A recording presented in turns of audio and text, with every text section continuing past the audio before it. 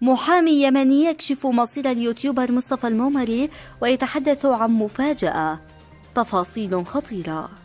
للمزيد من الأخبار لا تنسوا الإعجاب بالفيديو والاشتراك بالقناة. كشف المحامي اليمني وضح قطيش عن مصير اليوتيوبر اليمني الشهير مصطفى المومري في المحبوس في سجون جماعة الحوثيين في صنعاء.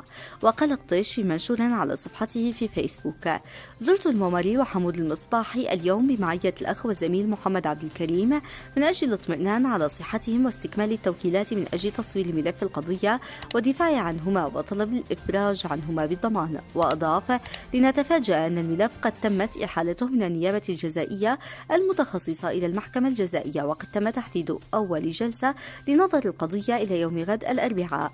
يذكر أن الحوثيين احتجزوا خلال الفترة الماضية اليوتيوبر اليمني الساخر مصطفى المومري والناشط الإعلامي أحمد حجر والناشط علاو وآخرين.